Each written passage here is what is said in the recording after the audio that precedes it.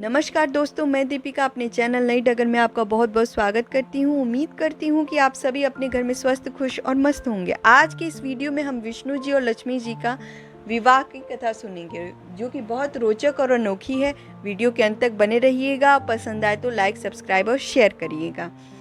कथा सुनने से पहले हम कुछ बातों का स्मरण करेंगे, जो कि त्रिदेव और त्रिदेवियों से संबंधित हैं।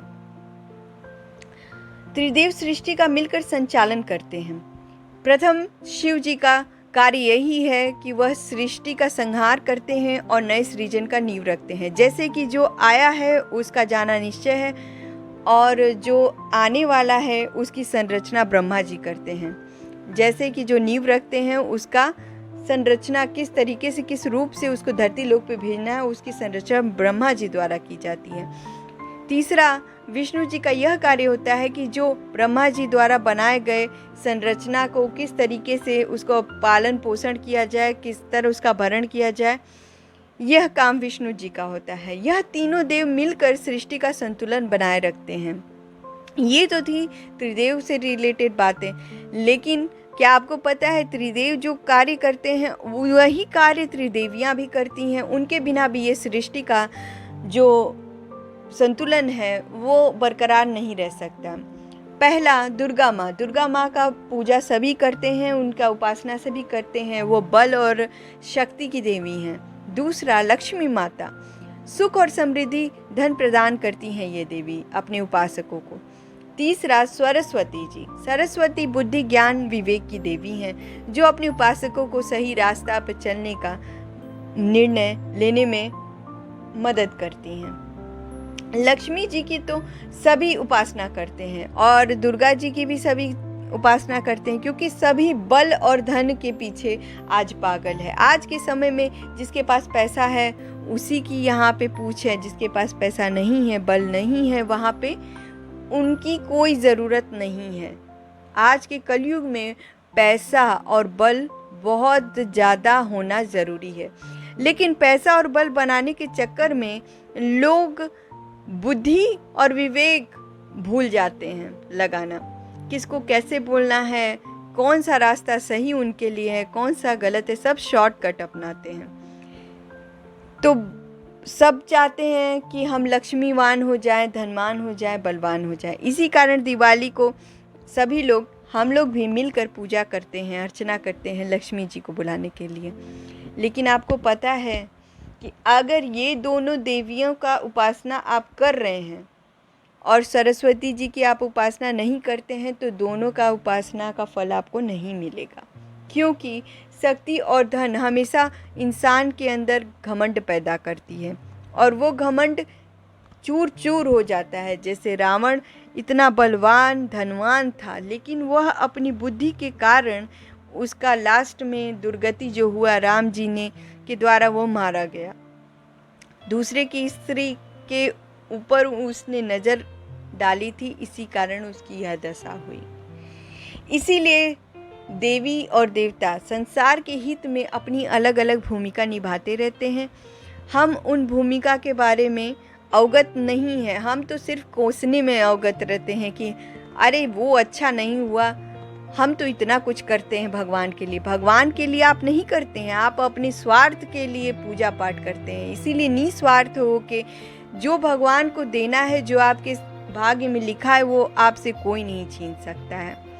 ये तो थी कुछ बातें त्रिदेव और त्रिदेवियों के बारे में कि कैसे सृष्टि का ये संतुलन बनाए रखते हैं। अब हम विष्णु जी और लक्ष्मी जी के विवाह की पौराणिक रोचक कथा की तरफ बढ़ते हैं। पुराणों में विष्णु लक्ष्मी का रोचक प्रसंग पढ़ने को मिलता है। आइए जानते हैं कि दोनों का विवाह कैसे हुआ। ऋषि भृगु की पुत्री माता लक्ष्मी थी। उनकी माता का नाम ख्याति था। राजा दक्ष के भाई भृगु ऋषि थे। एक बार की बात है कि लक्ष्मी जी के लिए स्वयंवर का आयोजन हुआ। माता लक्ष्मी पहले से ही मन में विष्णु जी को अपना पति रूप में स्वीकार कर चुकी थी, लेकिन नारद मुनि भी लक्ष्मी जी से विवाह करना चाहते थे। नारद जी ने सोचा कि यह राजकुमारी हरि रूप पाकर ही उनका वरण करेंगी, क्योंकि आप सभी जानते हैं कि विष्णु जी को ही हरि कहा जाता है। तब नारद जी विष्णु भगवान के पास गए और वहां जाकर ये अनुरोध किया कि हे प्रभु, मुझे हरि के समान सुंदर रूप दे दीजिए। विष्णु भगवान तो खुद लीलाधर हैं, वो सर्वव्यापी है, वो सब कुछ जानने वाले हैं, उनको सब कुछ पहले से पता रहता है। तो नारद जी के किए इस अनुरोध को वो पूरा करने के लिए कहे, ठीक है, मैं आपको हरि रूप प्रदान करता हूँ। हरि रूप लेने के बाद नारद जी राजकुमारी लक्ष्मी से विवाह करने पहुंच गए स्वयंवर में, और उन्हें पूर्ण रूप से विश्वास था कि राजकुमारी उन्हें ही वरमाला पहनाएगी, क्योंकि वो तो बहुत कॉन्फिडेंस, बहुत वो थे, भाव में थे कि अब तो मेरे से सुंदर और मेरे से अच्छा कोई यहाँ होगा ही नहीं, लक्ष्मी जी मुझे ही चुनेंगी। लेकिन राजकुमारी उन्हें वरमाला ना पहनाकर विष्णु जी के गले में वरमाला डाल दी। नारद जी वहां से उदास होकर लौट रहे थे तो रास्ते में एक जलाशय मिला, तो उन्होंने अपना चेहरा जाके देखा कि क्यों हम इतने सुंदर हरि रूप धारण किए, तभी लक्ष्मी जी ने मेरे गले में ना वरमाला डालकर विष्णु भगवान के गले में डाल दिया, ऐसा क्या मेरे चेहरे में था। तो उन्होंने जब देखा तो देखकर हैरान रह गए, क्योंकि उनका चेहरा बंदर जैसा लग रहा था।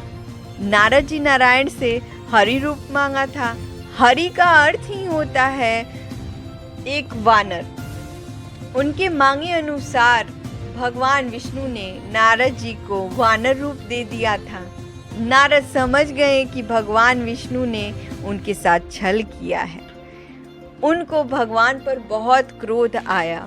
नारद जी सीधे बैकुंठ पहुंचे और आवेश में आकर भगवान को श्राप दे दिया कि आपको धरती लोक पे मनुष्य रूप में जन्म लेना पड़ेगा, और जिस तरह मुझे स्त्री का वियोग सहना पड़ा उसी प्रकार आपको भी वियोग सहना होगा।